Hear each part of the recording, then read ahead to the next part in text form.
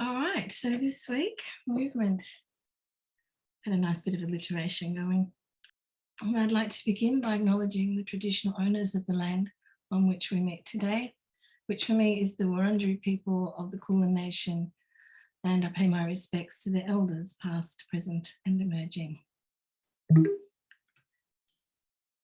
I would also like to acknowledge my teacher, Dr. Nida Chinatsang, excuse me, and offer always my thanks and gratitude to him for these precious teachings and for his constant wisdom and kindness.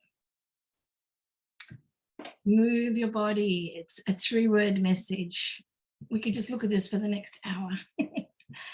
Particularly after the last couple of years. I know we were all doing our mental health walks during lockdown, but it's really, really, really important to move your body every day if you can. There's lots of different ways you can move the body, yeah? It's not hard to find something that will suit you, and it's actually quite good to vary it. So if you walk every day, add in some Tai Chi or Qigong, or get out in the garden, or dance or yoga, any of these things. But it's really, really important to move the body every day, because we're back to our old friend, Lung, the wind. If we're not moving, the nature of wind is mobile, yeah? Wind is always in motion. So if we're not moving, our winds, our body winds, our wisdom, dharmic winds as well, they're blocked, they're stagnant, they're cold, they may be deficient. So all of these things are happening when we're not moving our body enough. So it's really important to find some way to move the body, yeah? So the human body has many aspects on many levels. According to Vajrayana school of Buddhism, the energy level of the human body is indestructible and contains universal cosmic energy. This manifestation is known as the Vajra or energy body. The Vajra anatomy is different to the normal or common anatomy. We sometimes refer to it as the subtle or uncommon anatomy, the hidden explanations of the human body's secrets. Let's type over this. We look at it in a more subtle way than the restrictive approach of the ordinary physical body made of flesh and bones and organs and so on. So the Vajra is considered the symbol of highest spiritual power, which is irresistible and invincible. It is therefore compared to the diamond, which is capable of cutting asunder any other substance, but which itself cannot be cut by anything. So those of you who've been studying Dharma, you know that this is not new information to you. We talk about the diamond Vajra, the indestructible Vajra. This is also our energy body, yeah? So the Vajra body is indestructible, but the physical one is not. And we experience suffering, illness, old age, and death. So how do we build a bridge between the two and restore balance to the whole?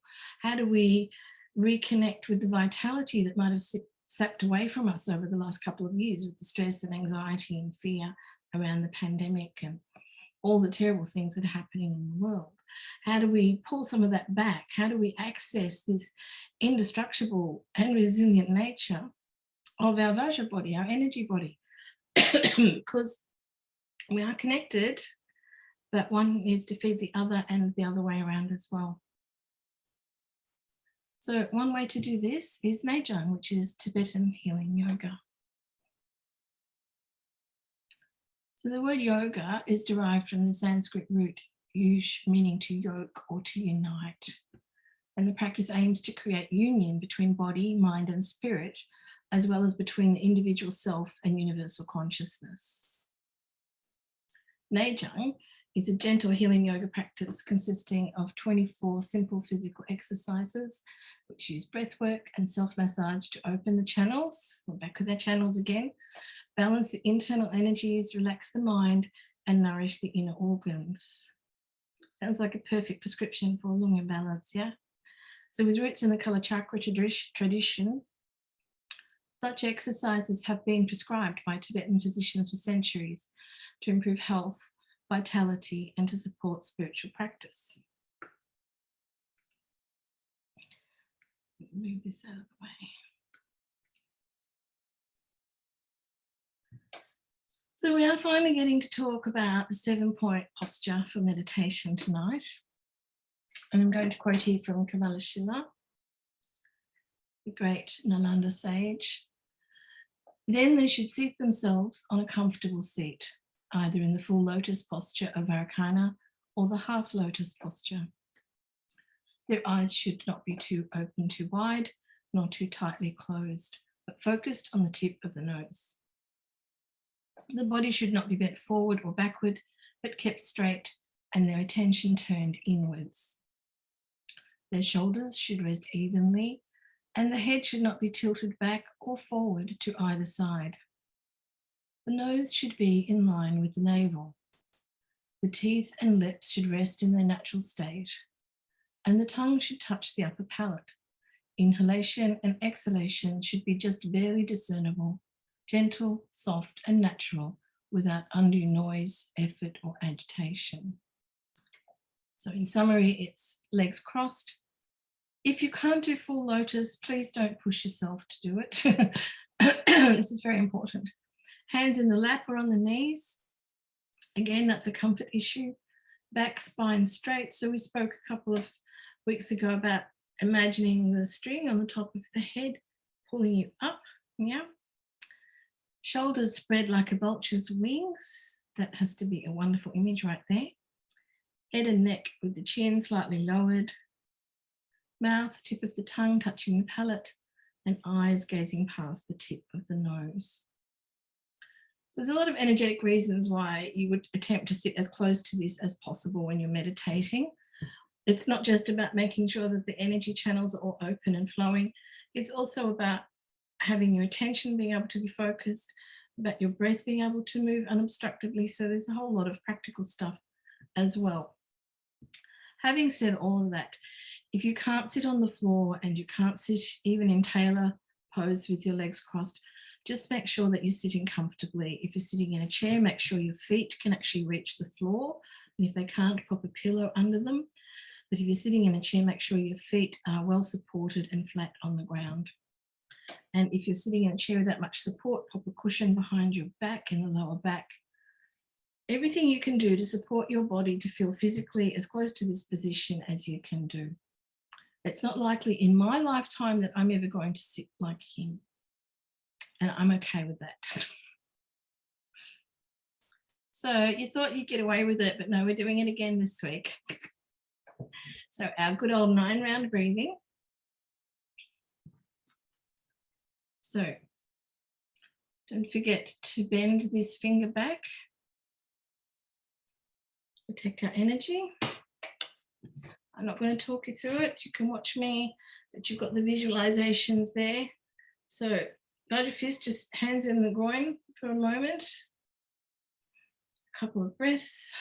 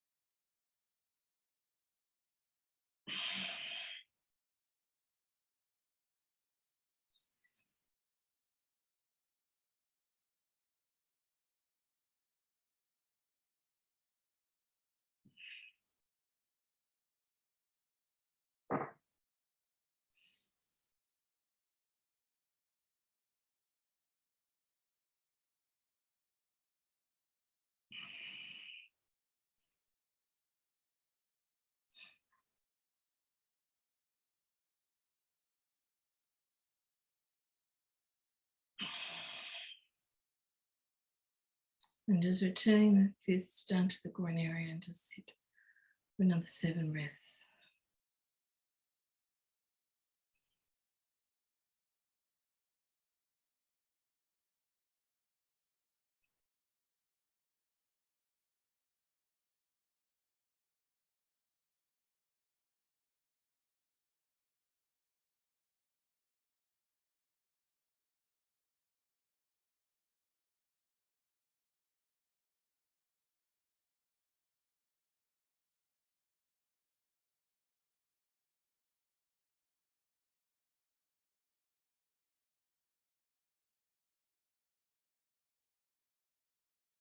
Okay.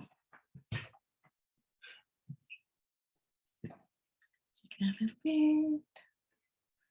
Just gonna stop sharing for a minute.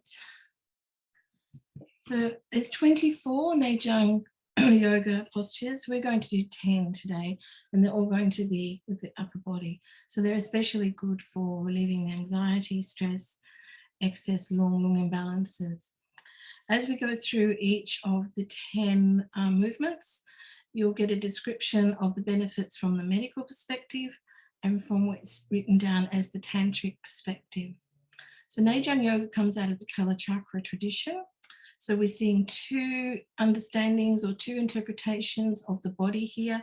We're seeing the medical interpretation from the Blue Beryl, and then later on the Jushi, and then we're seeing the cosmological view from the Kala chakra tradition, and that's the tantric explanation. So each of these has 2 explanations.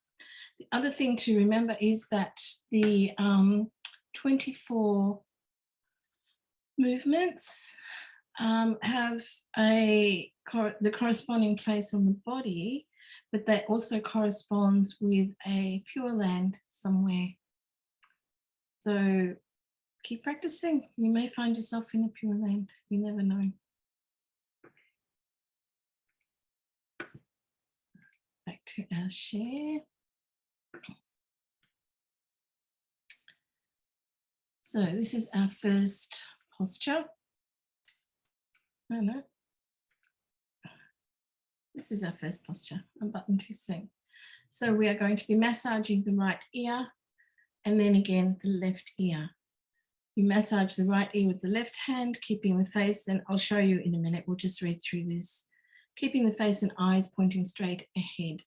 Make sure to massage all parts of the ear, including the tragus, that little part in the front, that little cartilaginous part at the front, and fold the ear. So we'll be folding the ear. Exhale and then switch sides. The ears should redden from the increase of heat and blood flow. You may, if you're flexible enough and you want to do it that way, cross the arms and massage both ears simultaneously. So the tantric explanation is that it pacifies the wind in the muscles and the skin, the complexion. From the medical perspective, it balances the kidneys, gives stability to the spine, and strengthens the urinary bladder and reproductive organs, and balances the phlegm humour. According to Tibetan medicine, the tragus, that little piece of cartilage in front of the ear, is also associated with memory.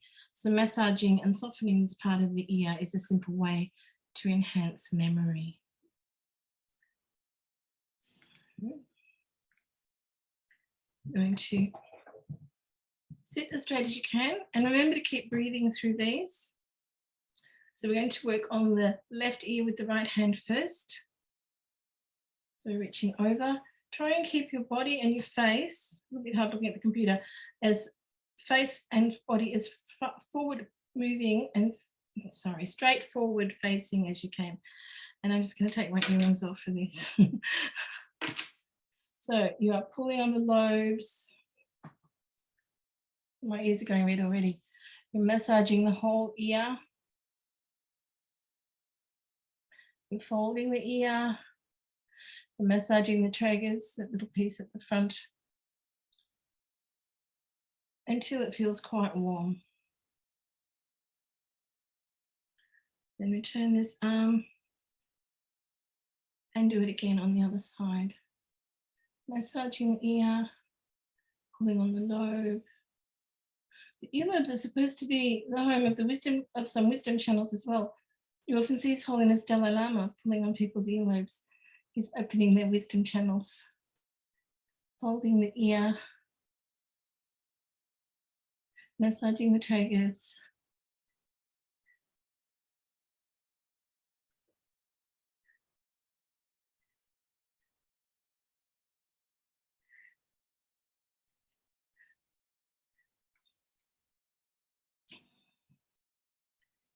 So once you get used to that one, you can do it 3 times on each side, crossing over. But the first few times it probably feels a little bit strange and hot and uncomfortable. And sometimes the ears are very hard, the cartilage in the ears are very hard. It's good to soften that because that's softening our mind. We're not having rigid thought.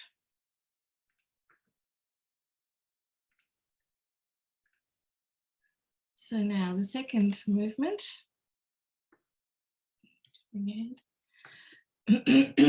opening the eyes and gazing widely into the 4 directions. You'll open the eyes widely and look straight ahead. Then you'll look up and down 7 times slowly or 21 times quickly. If it makes you dizzy, do the slowly option, yeah? From the tantric perspective, it heals the eyes and balances lacrimation, tea production. From a medical perspective, it balances the liver, gallbladder, pancreas, and bile humor. If you have trouble focusing and controlling the eyes, use your finger to direct you. But exercising the eyes is very important, improving coordination and maintaining proper brain function. So you're going to look like Guru Rinpoche, straight ahead. Yeah. And then 1, 2, 3, 4, 7, 8.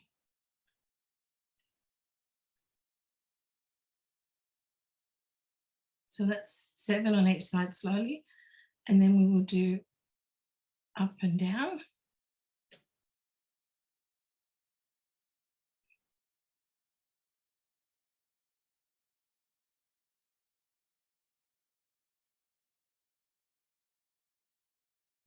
And then we're going to rotate the eyes. First one way.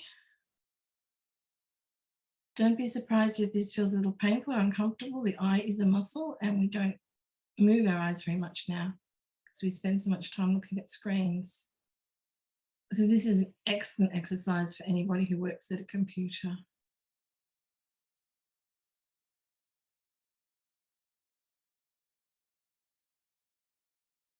But again, if you have trouble, move your finger to help you, especially with the side to side one, yeah. But that makes it easier for you to get good movement in the eye.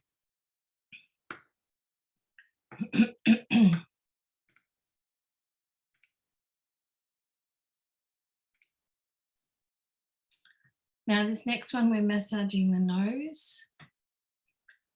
Massaging and pulling the tip of the nose. You begin at the root of the nose and massage towards the tip and repeat the movement 3 times per breath. On the third movement, massage and pinch and release the tip of the nose. So this cures small intestine pain, balances the lungs and large intestine, as well as the phlegm and wind humours.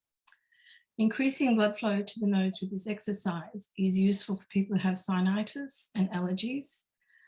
Oh, just excuse that Pompa part, I forgot to take that out. But it's important to always expedite natural breathing because it is an important energy channel. So when you're massaging, you're breathing, and we're doing that with each breath. And I'll stop sharing so you can see better. So you start here, breathe, and then work your way down. And then just at the end, the breath, you sort of pinch. Now, feels a little strange at first. You do get the hang of it and your nose will be as red as you. It's great. Dr. Nita says don't pull too hard because as Westerners, our noses are already too long.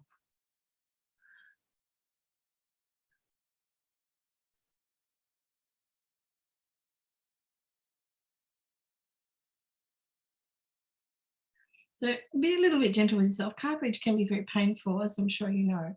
So you just start above the bridge, really firm pressure, but as you move down,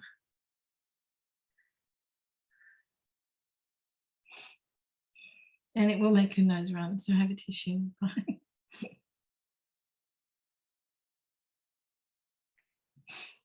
And I have yet to work out what Pure Land the nose belongs to.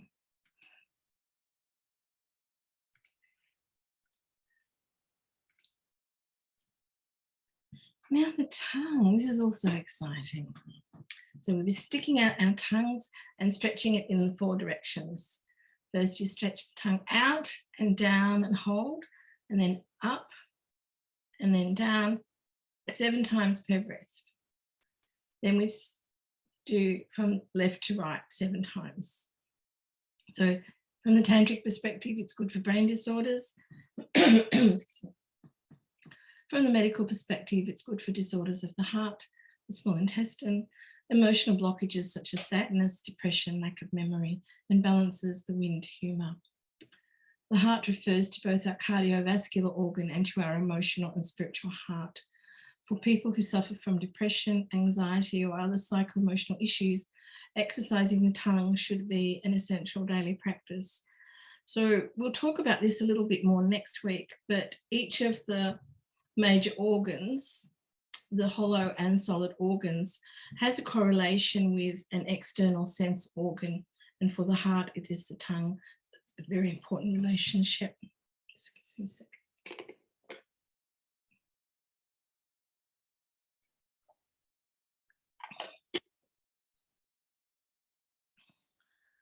So very exciting that we now get to stick our tongues out. Are you ready?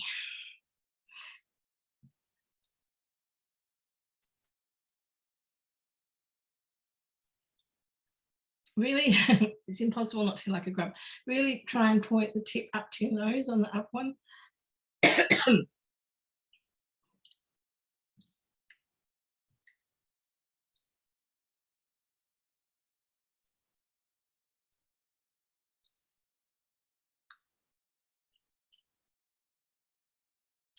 And then sideways.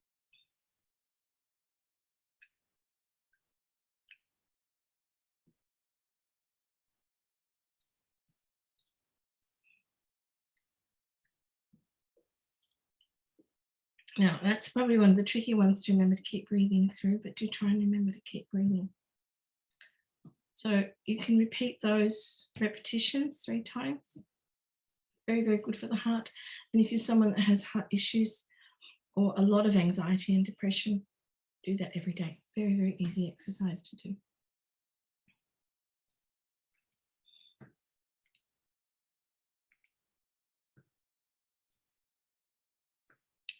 And this one is nodding the head.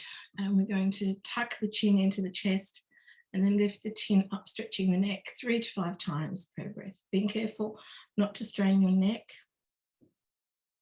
Basically, the head sits on the neck because of 3 tiny little bones. You do need to be careful with the neck.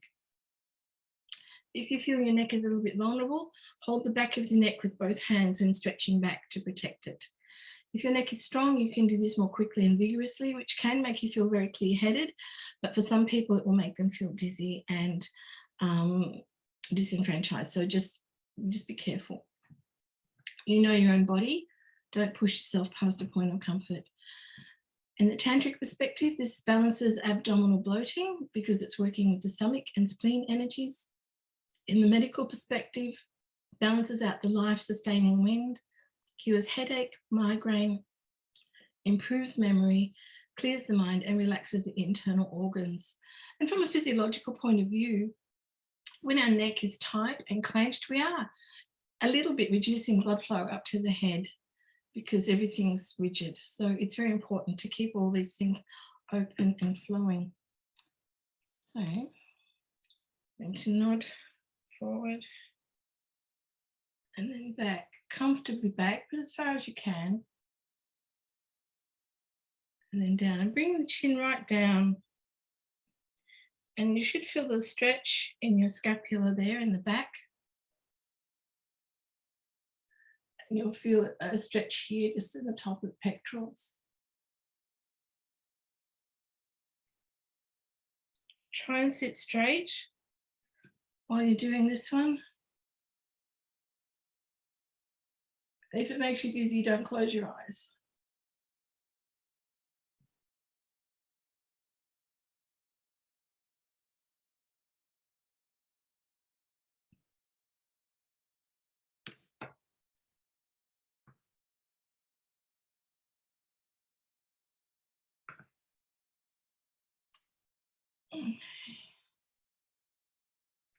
But it's a small movement, which is quite surprisingly strong.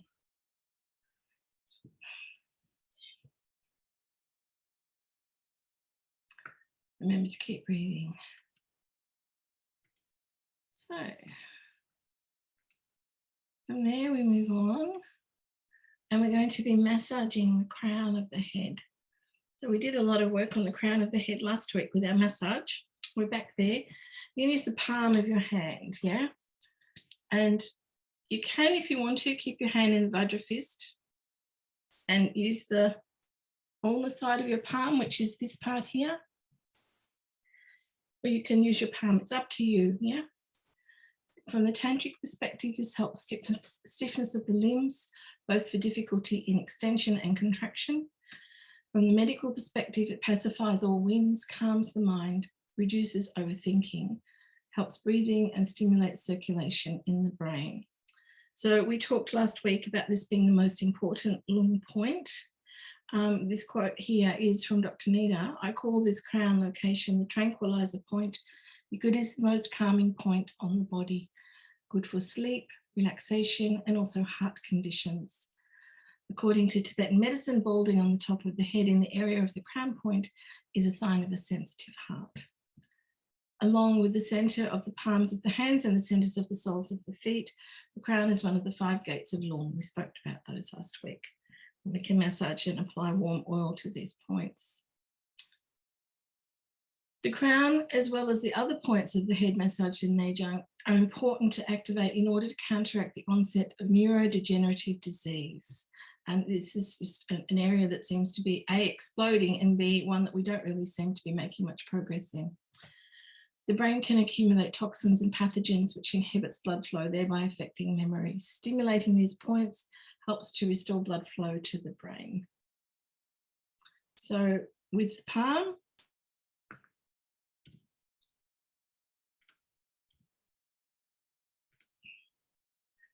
palm, or if you want to make your Vajra fist and you're using the ulna, which is that flat point on front there. So quite firmly and in circular movements. Keep breathing.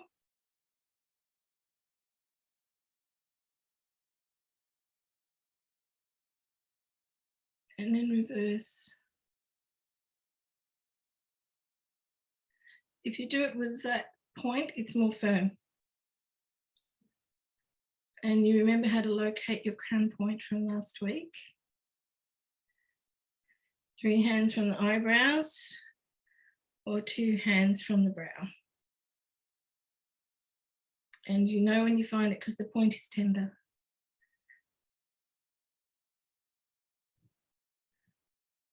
I personally find the palm feels very good for this one. It's comforting.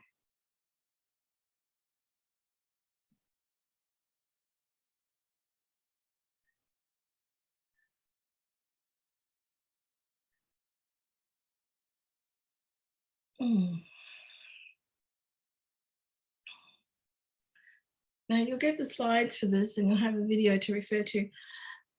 In between each of these movements, it's good to return your hands to that original posture in the groin that we talk about with the 9-round breath as well, and take a few breaths before you then move on to the next one.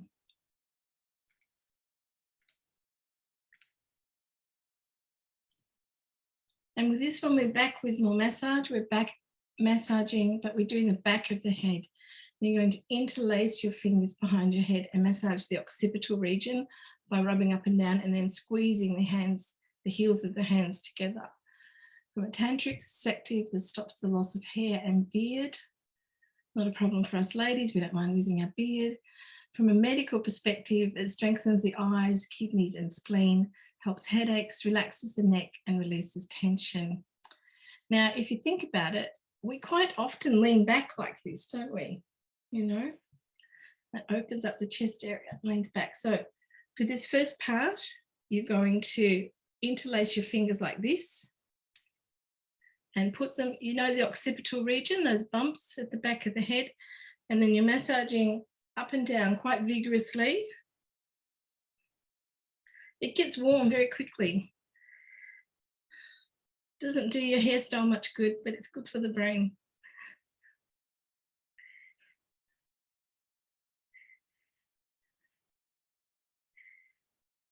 And then after that, you will be squeezing with the heels of your hands, yeah? Squeezing in and squeezing that area. And you can move down a little bit, right down to the base of the skull. If you're a bit stressed, this can also feel a little bit tender. Because we seem to be good at storing stress in every part of our bodies.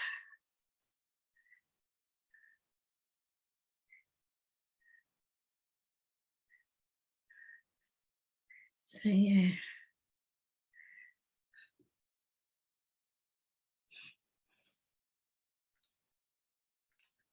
And then we are moving on to more massage.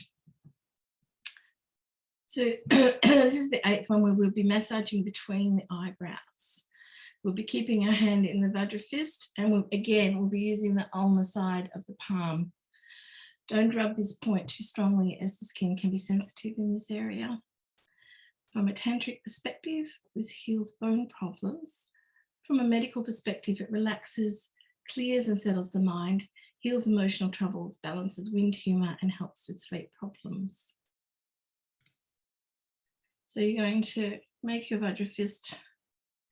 You're going to use this part, and you're going to rub quite vigorously in between the brow over what we would call the third eye, or the chakra here.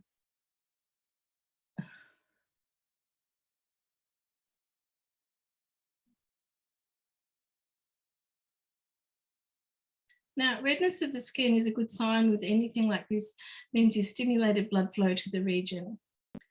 After a kunye massage, we're always told that if the patient is left with a pink, rosy complexion and bright cheeks, that's good, because we've actually woken up all the systems.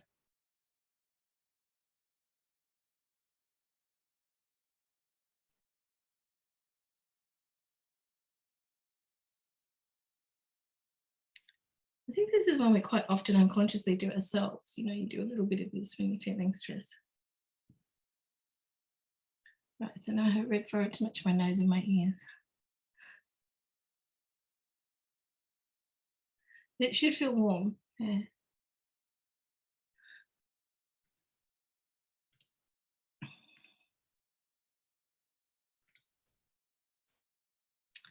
Now we're going to be turning our head from the left to the right and the other way.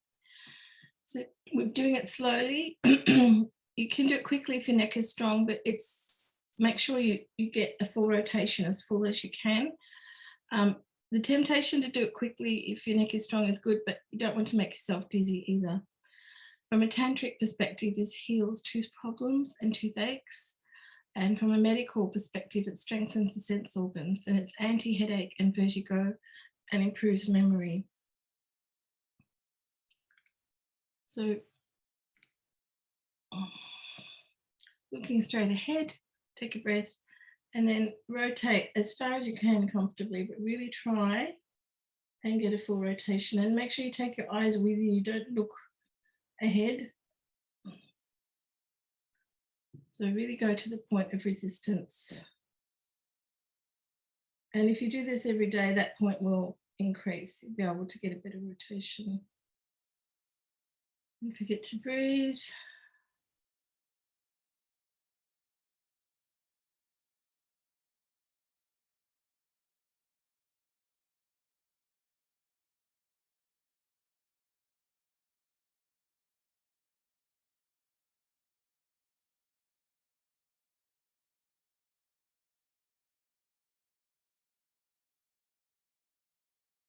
And with this one, if there's a bit of resistance, there's a tendency to let your shoulders creep up.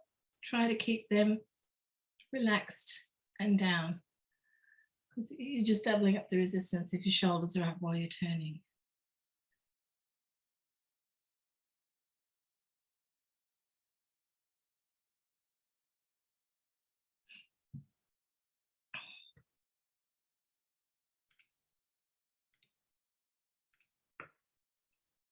And then we'll move on to our last one for this session, which is working with the shoulders.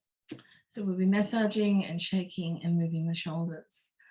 First, we'll massage each shoulder using the opposite hand, and then shrug to the ears and release, or shaking. And then we'll rotate the shoulders, and then we will massage and move at the same time, using the fingers to work on any pressure points or tender points. If the massaging part is painful, you can do that later. From a tantric perspective, this heals heart problems. From a medical perspective, this releases shoulder tension, is good for lung problems, so that's lung, not lung, and relaxes the diaphragm to release tension and hiccups.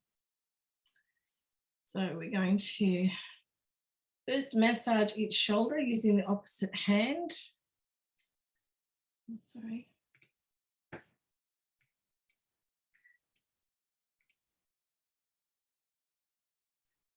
Get as far back as you can. Make sure you go around to this part. If you experience pain here, particularly in bed at night, that's referred pain from your shoulder.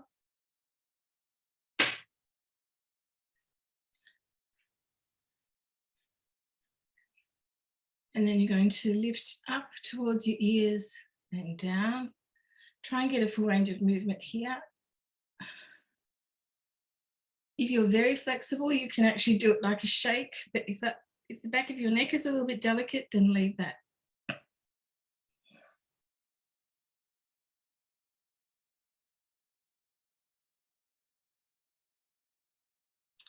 And then we rotate the shoulders.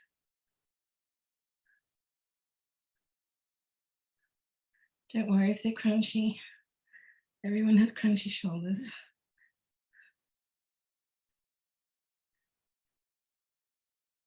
Remembering to breathe while you're doing all of these things.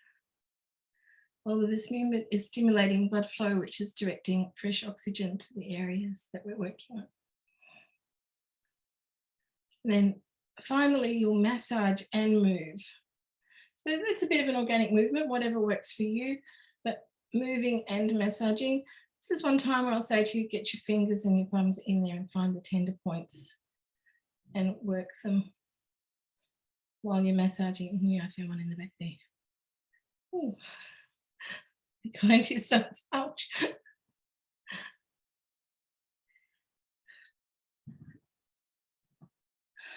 So the shoulder one actually feels a little bit like a workout, doesn't it? That's okay. So you've stimulated the blood supply through these 10 movements, all through this area. So really giving a neurological boost, a physiological boost, an energetic boost. And we've opened blockage channels, we've expanded channels, we've got wind flowing, we've got lymph flowing, we've got blood flowing, we've got oxygen flow. So these are all things that should start to make you feel better. These are a very easy thing to do. Well, I will be offering an adjunct course probably towards the end of next month where we'll cover all 24 of them. Now, did you want to run through them all again quickly? Or are you good with the exercises? Yes, no? We can do that. We have the technology.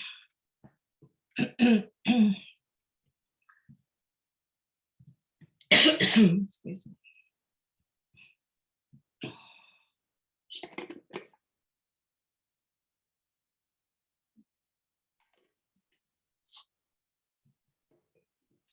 So number one is the ear.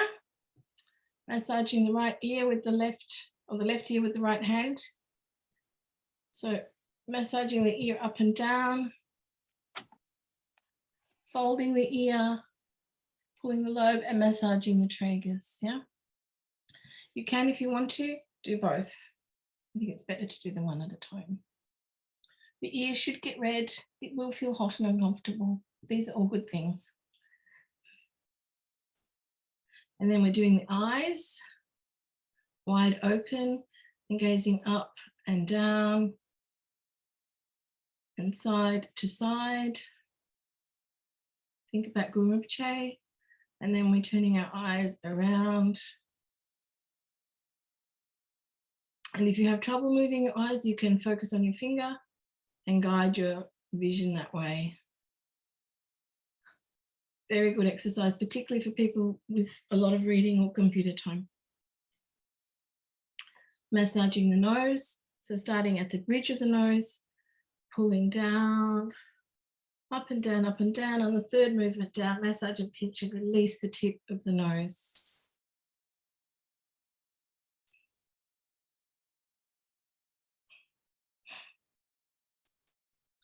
We're sticking out our tongue because we can.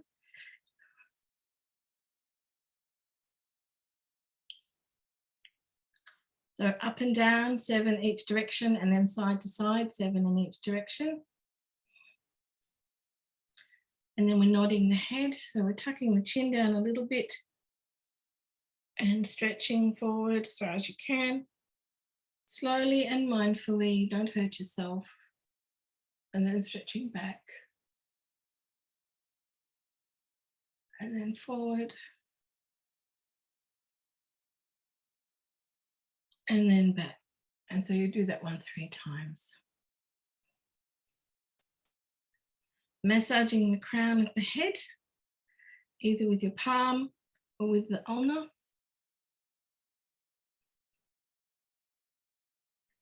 Vigorously until it warms up. You'll know when it starts to get warm.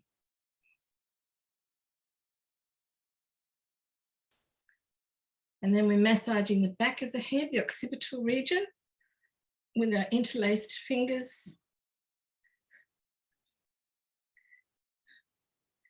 And then we're squeezing the heels of our hands together. And that one you can do up and down right to the base of the skull.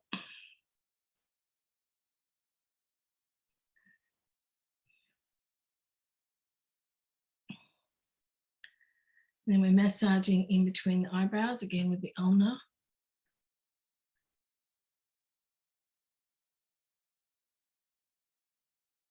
Be careful not to give yourself a Chinese burn. But it will feel warm and it will look a little red. That's okay. And then we're doing a side twist with the head. Again, slowly and mindfully, and trying to get a good rotation as far around as you can until you meet a point of resistance.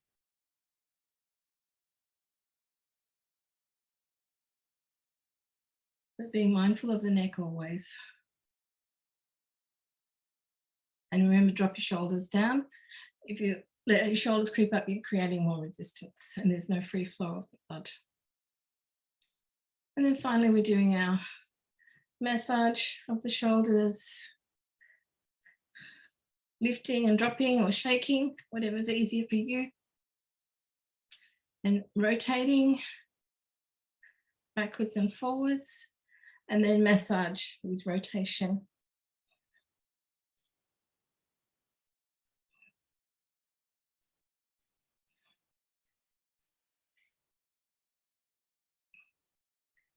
So these 10 are enough to go on with. You're actually doing a lot of benefit to the body just on working here.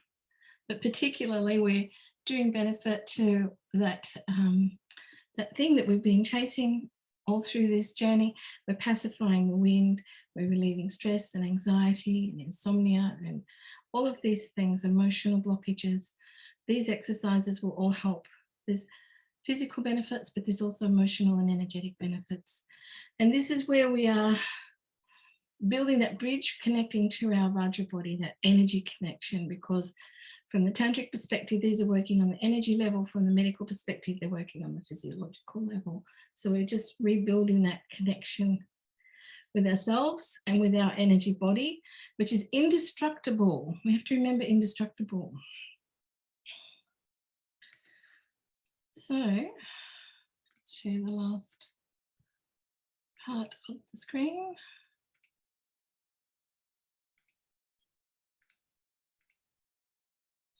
Now that you've all mastered that, when you finish your day, Jung, if it's possible, to lie on your back and for a few minutes completely rest your body. You can do this on the floor, on your bed, on your couch.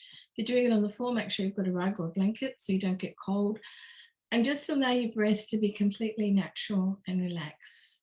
So you think about it, we started with our 9-round purification breath and we expelled all the, what they call dead air, all the negative and dark influences and energies, all the things that we no longer need in our body.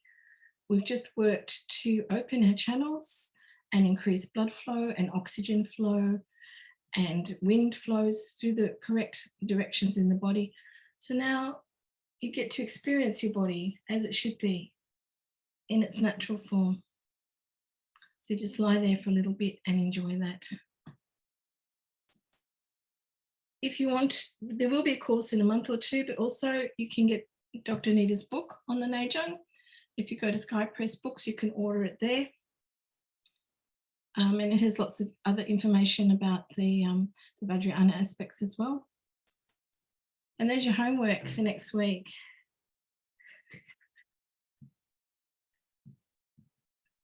I expect to see you all across that by next week.